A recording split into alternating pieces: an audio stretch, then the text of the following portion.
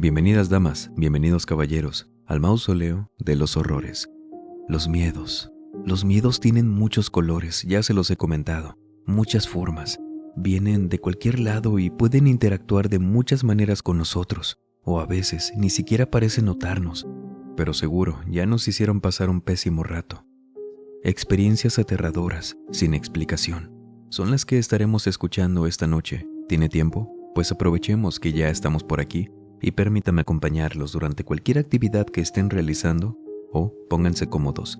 Vamos a desconectarnos un ratito del estrés y de la prisa del mundo exterior y mejor preparen y acompáñenos con la bebida de su preferencia. Y para comenzar nos vamos hacia Ecuador. Una persona que solo nos comentó su nombre, Belén, nos cuenta esto. Soy de la ciudad de Quito, Ecuador. Hace unos meses que descubrí tu canal y muchos de los relatos que aquí se cuentan me han parecido fascinantes, razón por la cual me animé a escribirles para contarles la mía.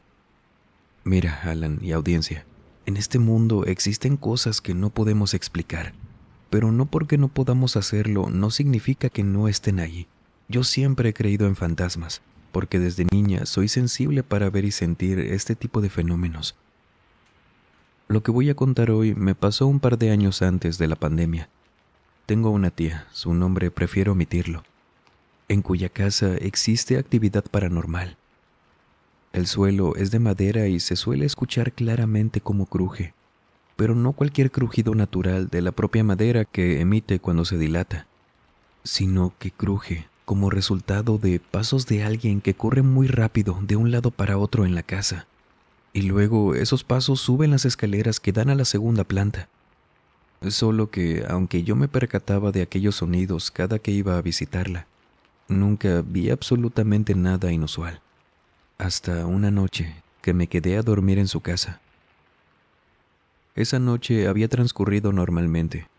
Me había quedado a dormir en una habitación pequeña.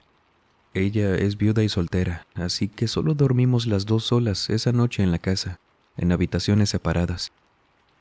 Eran sobre las 10 a.m. cuando me desperté y me incorporé en la cama para revisar unos mensajes en mi teléfono, cuando de repente la puerta de mi habitación se abre lentamente y un niño asomó la cabeza y la mitad de su cuerpo a través de ella.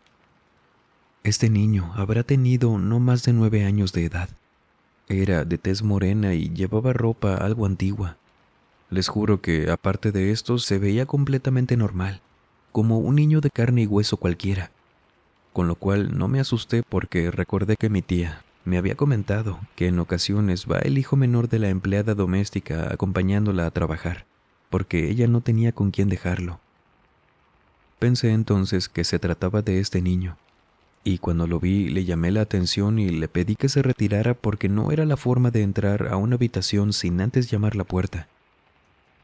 Mis palabras para el niño imagino que le resultaron graciosas o no sé porque me sonrió burlonamente y sin hacer ni un ruido, ni disculparse, salió y cerró la puerta. Inmediatamente me vestí para bajar a desayunar y pues comentarle algo a la empleada por no controlar a su hijo. Al bajar y llegar a la cocina donde se encontraba, ella estaba preparando el desayuno. Le dije, vamos a llamarla Rosa. Rosa, por favor, suba junto a su hijo y dígale que no ande abriendo las puertas de las habitaciones sin antes llamar. Para esto, la señora estaba totalmente pálida. Me miraba fijamente y me dijo que ese día su hijo no había ido con ella y que de hecho no había nadie más en la casa más que ella y yo esa mañana, porque mi tía había salido temprano a hacer unos recados. La verdad, sí me congeló escuchar eso y le pregunté, «Entonces, ¿quién es el niño que está en la segunda planta?» Rosa me contestó, «Ay, niña, a lo mejor se trata del niño fantasma que se pasea por aquí. Mire, mi hijo en ocasiones me contaba que cuando venía aquí acompañándome a trabajar, veía a un niño que corría por la casa y se escondía en el baño de la segunda planta». Yo me acuerdo escuchar de mi tía que al hijo de la empleada nadie le creyó, porque solo él lo había visto, hasta ese día que yo también lo vi. Puse cara de espanto porque yo vi a ese niño tan real como ustedes y como yo, con lo cual enseguida subí corriendo a revisar por todos lados si alguien se había metido a la casa, pero no, todo estaba normal. Más tarde, esa mañana, mi tía regresó de sus mandados y con espanto en la cara, porque no se me pasaba el miedo, le conté todo. Fue ahí que ella me confesó algo muy extraño, escalofriante más que nada. Mira, hija, hace tiempo, una amiga mía me regaló el cráneo de un niño. Ya había fallecido. Está metido en una canasta de mimbre, asegurando que, al tenerlo, me protegería de cosas malas. Ella tenía guardada esta canasta en un balcón de la segunda planta. Sí, conocía esa canasta. Sin embargo, nunca había visto qué tenía adentro. Yo no podía creer que mi tía tuviese algo así en la casa. Y aunque estaba segura que el niño que se aparecía ahí no tenía malas intenciones, a mi parecer no podía seguir aquí. Así que le dije a mi tía que fuera a enterrar dignamente a ese pequeño. No sabíamos cómo lo había conseguido para empezar. Ella no sabía quién había sido, nada. No era buena idea seguir conservándolo.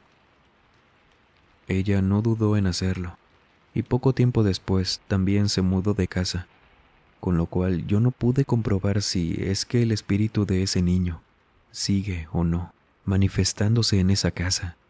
Pero algo es seguro, audiencia de este canal y Alan.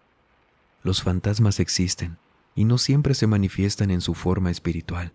Muchas veces lo hacen como personas de carne y hueso como nosotros. Se ven tan reales.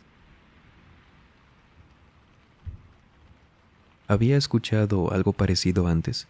¿Podría considerarse que ese pequeño estaba atado a este plano de esta manera?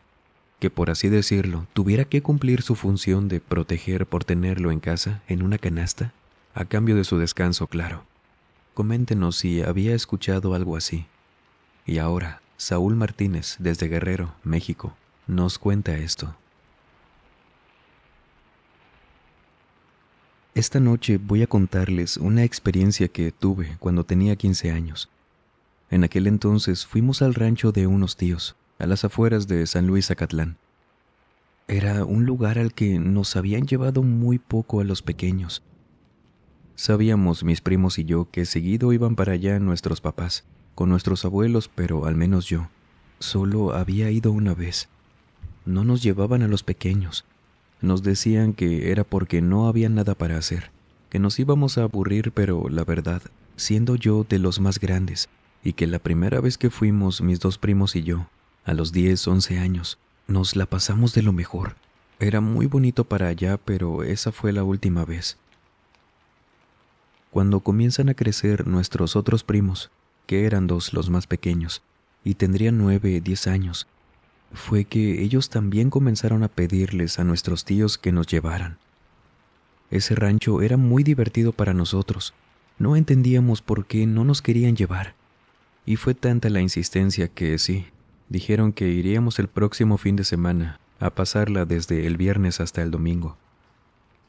Y estando por allá, en uno de los típicos ranchos que ni se alcanzan a ver los vecinos por la distancia que hay entre los terrenos, teníamos mucho espacio para jugar fútbol. Mis papás, tíos, se la pasaron preparando cosas para la noche, trayendo cosas para cenar, platicando y bueno, cae la noche. Los primos más grandes, que éramos en total 3, teníamos 14 y 15 años. Nos quedamos en una pequeña fogatita que hicimos en el patio, apartados de los adultos que estaban platicando otras cosas. Los más pequeños ya se habían dormido, en una habitación hace unas 2 horas, y nosotros no tardamos también en irnos a dormir. Sin embargo, cuando estábamos ahí, mi prima, quien sí tenía vista hacia la casa, a ella la vemos como enfocando la vista, tratando de ver de lejos, ¿saben cómo? Entrecerrando los ojos y viendo hacia allá. Mi primo y yo volteamos hacia donde estaba viendo ella y no vemos nada más que todo oscuro alrededor de la casa. Le preguntamos que qué veía y ella nos dijo: No, nada, es que creí que Gabriel o Miguel se habían levantado y andaban caminando por allá atrás. Pero no, quizás me confundí y vi mal. ¿Qué iba a andar haciendo caminando allá en lo oscuro, lejos de los demás? Pero fue raro, seguro vi mal. Dijo esto y se volvió a sentar, porque se había levantado un poco para ver mejor. A nosotros se nos hizo extraño, pero pues no vimos nada. Mis primos tampoco eran de andar de sonámbulos, caminando lejos de los demás. De hecho, eran bien miedosos. No podrían andar caminando solos en la oscuridad, donde mi prima decía que había visto a uno de ellos. Y sí, lo dejamos como eso, que había visto mal. Eso sí, cuando estábamos apagando la fogata, levantándonos, vimos que uno de mis tíos caminó apurado hacia el costado de la casa, donde justo había dicho mi prima Raquel que había visto eso. Cuando llegamos con los adultos para decirles que nos íbamos a acostar, le preguntamos que qué andaba haciendo nuestro tío por allá, pero nos dijeron que habían visto un animal, que no se fuera a andar metiendo en la basura y pues bueno, nosotros nos fuimos a dormir. Cuando entramos, notamos que mis primos, los pequeños, sí estaban acostados. Entonces sí, a lo mejor había sido un animal lo que había visto mi prima, al igual que mi tío. Al día siguiente, todo transcurrió normal, nada para contar, hasta que llegó de nuevo la noche, y me acuerdo que en esa ocasión nos quedamos adentro de la casa, porque estaba haciendo mucho frío afuera. Ya era tarde, mis primos pequeños de nuevo ya estaban dormidos. Mis tíos y papás estaban al frente del rancho, ellos sí estaban afuera, en una fogata con un asador que esa parte del rancho tenía techo y una sola entrada, entonces no les entraba tanto frío. Y mis primos, los grandes, estábamos en la cocina, sentados, tomando chocolate caliente y pan. Cuando yo me levanto a dejar mi taza en el fregadero, veo por la ventana, que daba hacia el patio, la parte trasera del rancho, que mi primo, alguno de los dos era, no alcancé a reconocer bien quién era. Iba caminando por fuera, yendo hacia el lado izquierdo de la casa. Yo les dije a mis primos que había visto a Gabriel o a Miguel afuera, pero cuando yo estaba saliendo hacia el patio, mis primos me decían que no podía ser, porque ellos estaban dormidos, recién los habíamos visto. Sin embargo, yo salí. Estaba en el patio sin irme hacia los costados porque, en verdad, estaba haciendo demasiado frío y estaba muy oscuro. Y mi prima nos dijo a mi primo y a mí, ya desde adentro, porque mi primo me alcanzó afuera, que Gabriel y Miguel sí estaban acostados.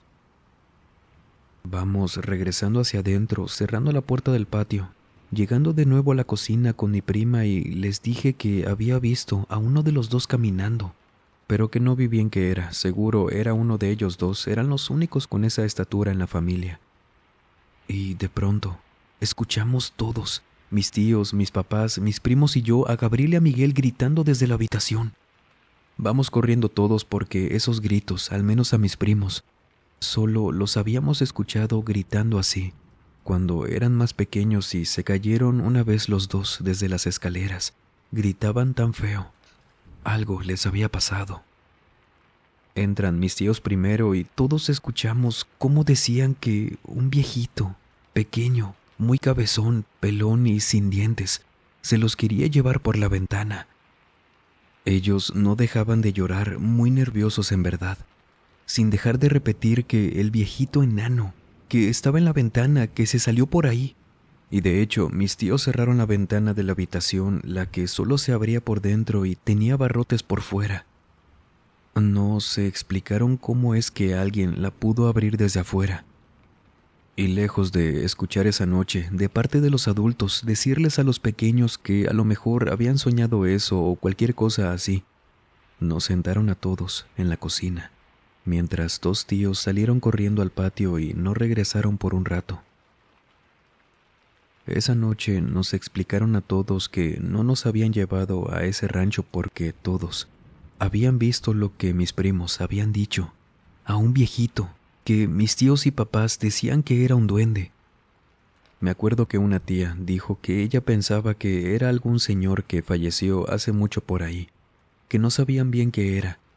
Se pusieron un poco a discutir de lo que pensaban que era eso que se había intentado llevar a mis primos. Y luego nos dijeron que la noche anterior Mi tío creyó haberlo visto caminando afuera. Ahí les dijimos nosotros que también lo habíamos visto. Esa noche fue difícil calmar a los pequeños. La verdad, nosotros también estábamos asustados.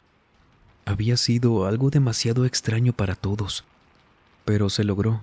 Mis tíos y papás nos explicaron este tema de una forma que recuerdo. No es que lo viéramos como algo normal, solo como algo que tenían de cierta forma, controlado. Que no nos podía hacer daño eso, que sea lo que fuera, ya no se podía meter a la casa. Nadie durmió esa noche, no completamente, y nos fuimos a la mañana siguiente. Y pasaron años para que volviéramos a ir solo los grandes. Mis primos pequeños habían crecido también, pero no nos quisieron acompañar. No sabemos tampoco si esa cosa dejó de aparecerse ahí o simplemente se fue. ¿De dónde salía? ¿Qué era? Pero como yo he escuchado que describen a los duendes, podría apostar a que eso que se quería llevar a mis primos era uno. Los encuentros con estos seres pueden ir desde pensar por lo que hacen o cuentan que hacen. Solo andan haciendo travesuras, que son guardianes de ciertas áreas naturales, pero ¿qué pasa? ¿De qué hablamos cuando estos comportamientos van con la intención de dañar a alguien, de llevárselos? ¿A dónde? ¿Para hacerles qué? Coméntenos qué es lo que piensa respecto a estas preguntas. En lo que Adán Subara nos compartió un relato que sé que a más de uno se nos va a quedar la imagen de lo que vieron esa noche.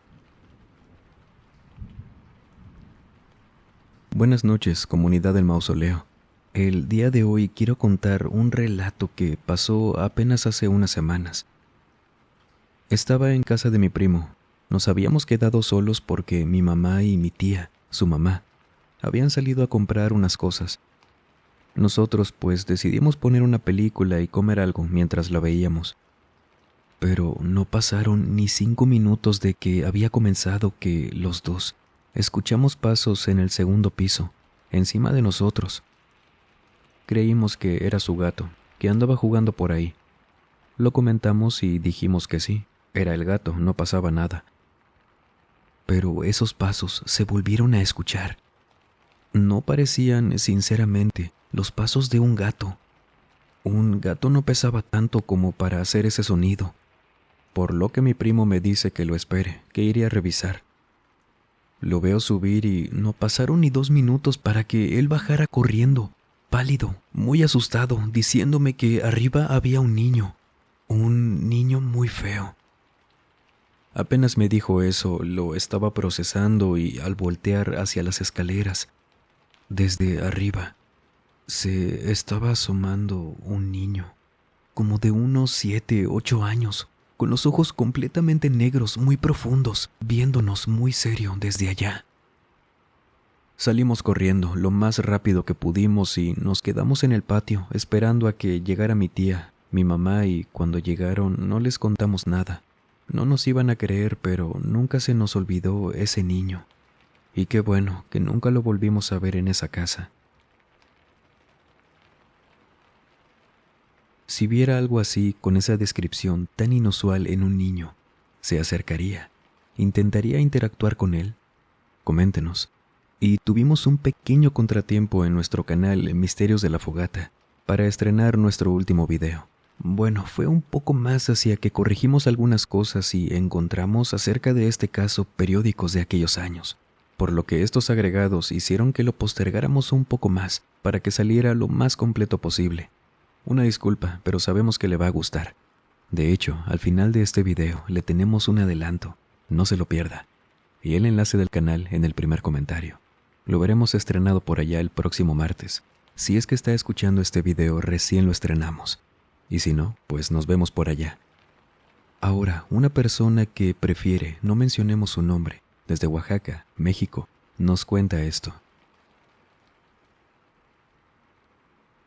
Llevo poco más de 8 años de relación con mi novia y hemos atravesado muchas dificultades como pareja, al punto de madurar considerablemente.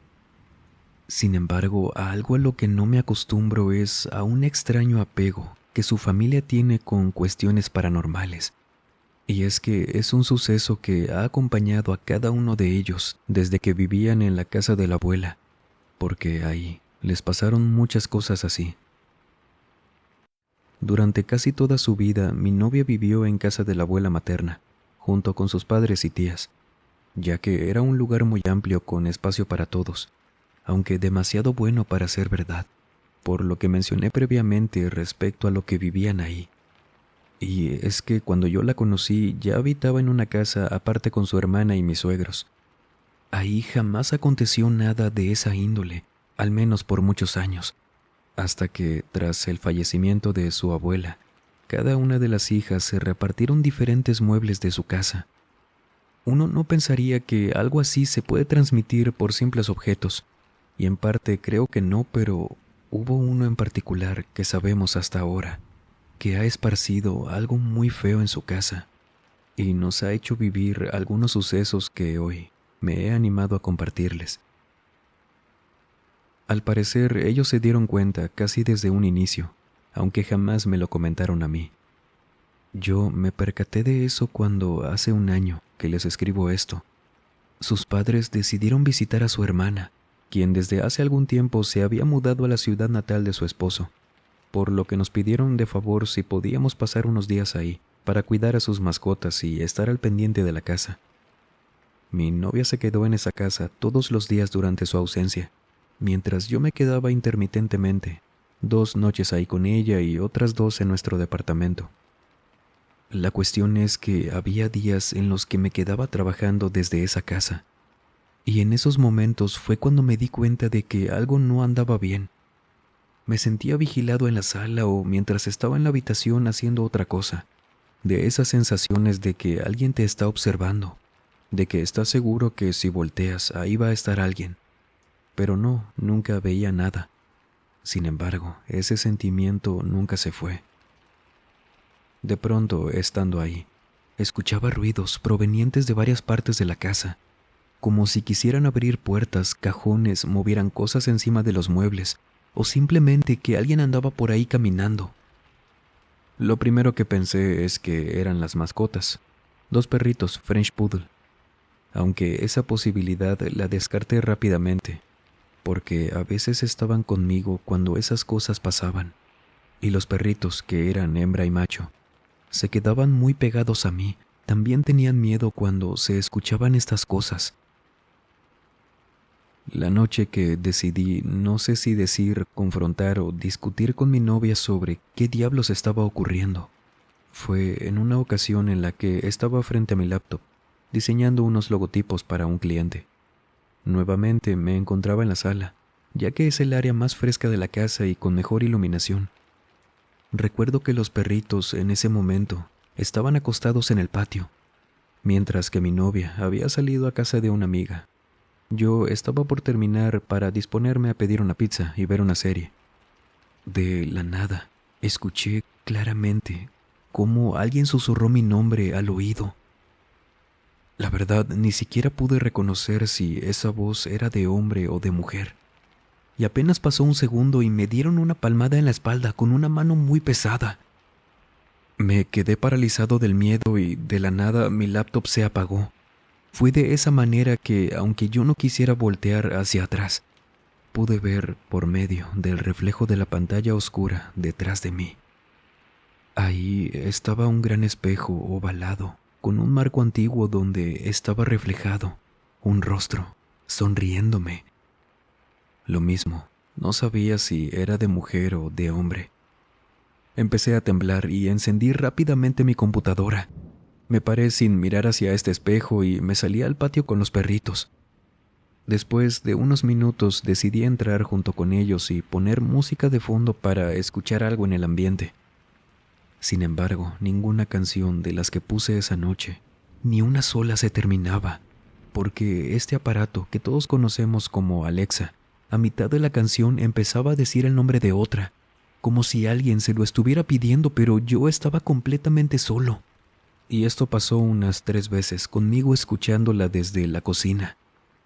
Así que dejé mi trabajo como estaba y salí a pasear a los perritos, ya que me parecía muy cruel tenerlos ahí, con esto pasando. y yo tampoco quería estar ya en esa casa.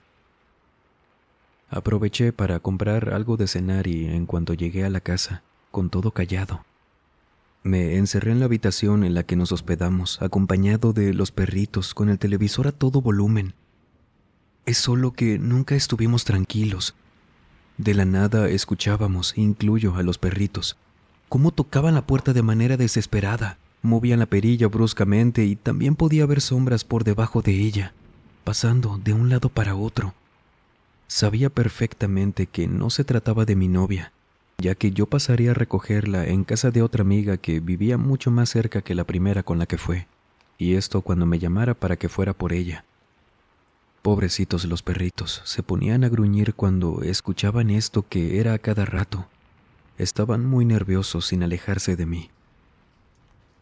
Eran las 12 de la medianoche cuando me marcó mi novia para que pasara por ella.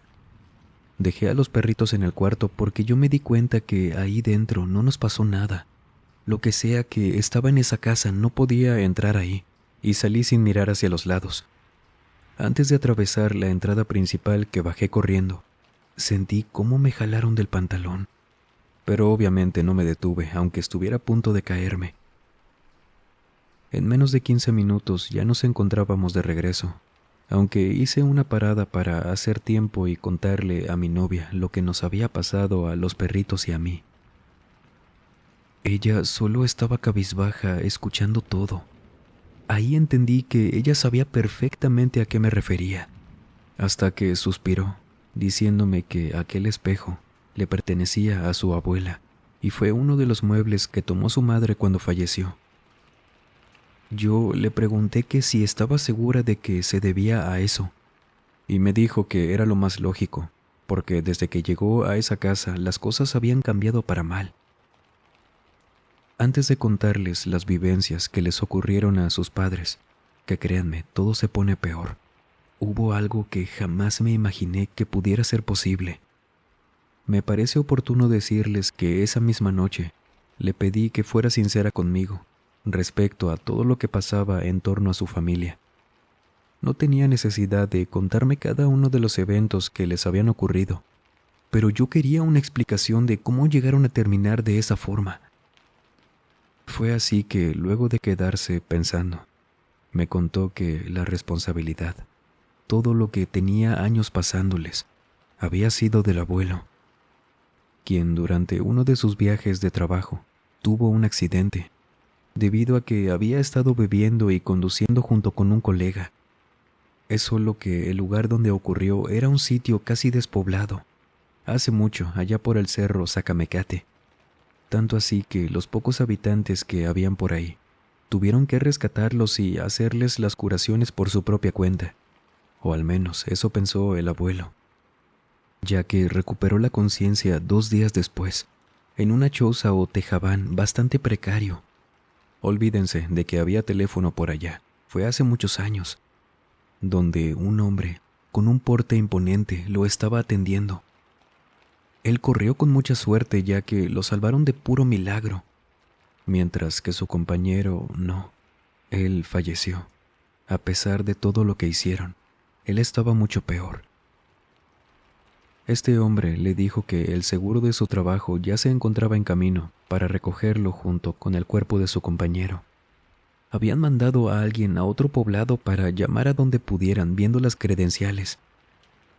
El abuelo le agradeció infinitamente por sus atenciones. Sin embargo, el hombre le comentó que había utilizado técnicas, según sus palabras, bastante complicadas y poderosas, y hasta cierto punto prohibidas por allá, es lo que decía. Unas que debían ser compensadas de una manera u otra. Primero le dio una cifra que no podía pagar ni con un año de su sueldo, a lo que el hombre le hizo otra oferta en la que debía prometer casar a una de sus hijas con uno de sus primogénitos.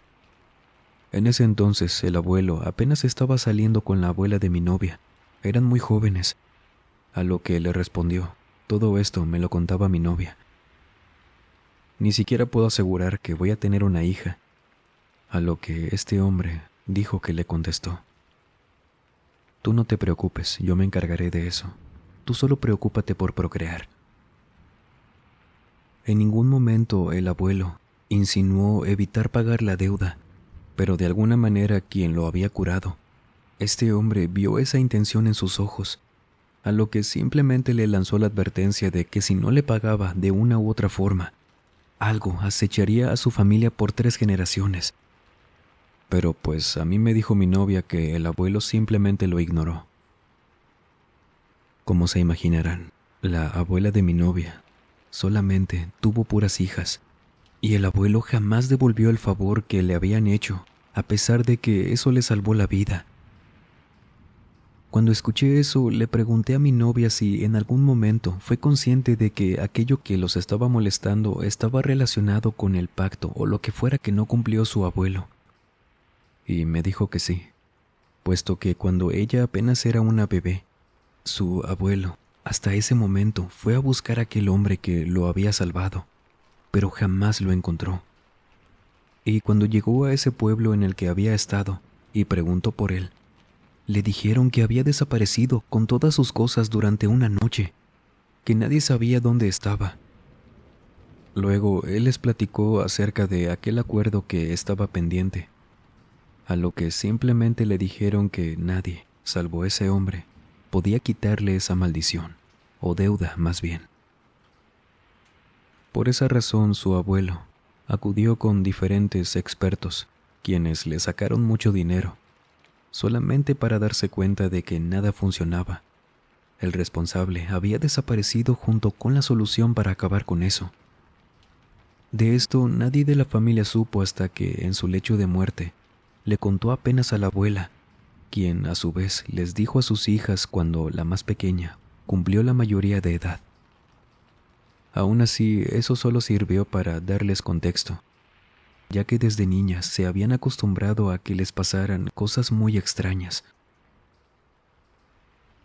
Algunas de las hermanas también intentaron detener esto de muchas formas, pero no pudieron, hasta que eventualmente se rindieron y pensaron que salir de la casa sería una opción viable, aunque después se dieron cuenta de que así no eran las cosas.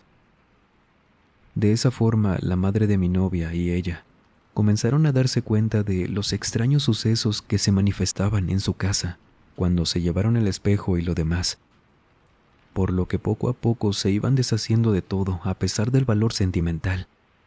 Solo que sí les costaba mucho sacar ese espejo, ya que no querían que alguien más lo tuviera y les pasaran cosas parecidas, pero tampoco podían romperlo. Les daba pena por haber sido de la abuela. Estaban en un dilema y así se les fue el tiempo. El padre de mi novia siempre fue uno de los más afectados. Si bien en algún punto supo en qué se había metido cuando se casó con la madre de mi novia, nunca se acostumbró a eso. Además de que sí, le pasaban cosas directamente. Mi novia me contó que en una ocasión, mientras él recogía la sala, estando solo, todas las luces se le apagaron y una nube de humo comenzó a salir del espejo. Primero creyó que algo se incendiaba en la cocina. Fue a revisar y cuando descartó eso al revisarla, dijo que se quedó helado al ver cómo de aquel espejo estaba saliendo ese humo. Abrió las puertas y ventanas para que se saliera el humo y toda la casa había comenzado a oler a coladera, y su papá decía que era como si eso lo estuviera siguiendo por la casa. Era un humo muy denso. Luego fue por su rosario, el cual guardaba en su dormitorio, pero antes de que pudiera entrar, la puerta se cerró de golpe frente a él y vio claro cómo se puso el seguro por dentro. En ese momento me contaba mi novia que a su papá alguien le llamó por teléfono a la casa y que fue ahí cuando ese humo desapareció y escuchó cómo le quitaron el seguro a la puerta de la habitación. Aún así, él no pensó que el espejo fuera responsable. Simplemente aceptó que era algo que ocurría habitualmente con su esposa. Sin embargo, no se lo contuvo y se lo contó. La madre de mi novia, cuando llegó a su casa y mi suegro le contó esto, desesperada por arrastrar con eso durante toda su vida y que le estuviera afectando a más personas en su familia, le lanzó una lámpara al espejo y éste se cayó de manera aparatosa en el suelo. Dijo que escucharon cómo se rompió esa noche, y el escándalo fue tal que luego de unos minutos, uno de los vecinos fue a ver si todo estaba en orden. Afortunadamente, era un vecino que sí tenía algo de contexto de lo que le pasaba a la familia. Y lo más extraño fue que cuando levantaron el espejo, a pesar de que lo escucharon romperse, estaba intacto. Días después fueron a buscar asesoría sobre cómo al menos suavizar tanta agresividad de parte de esto, y la persona que los orientó les dijo que en ocasiones los espejos funcionan como portales para traspasar lo negativo entre diferentes sitios. A lo que les preguntó que si en la casa de la abuela se había quedado otro. Hicieron memoria y recordaron que sí, de manera que les recomendó que taparan ambos espejos con una sábana, cortina o tela totalmente negra y rociada con agua bendita, porque entre los dos se estaban pasando por ahí las cosas negativas de la casa de la abuela. Después debían colocarlos en un lugar de las casas que no se frecuentaran mucho, si no se querían deshacer de ellos aún, y colocarlos contra la pared. Sin embargo, debían asegurarse de que no hubiera forma en que se les cayera lo que los cubría ni que le dieran espacio al espejo para que se moviera, le entrara viento, algo que lo pudiera destapar, porque sí, se podía poner peor si lo rompían.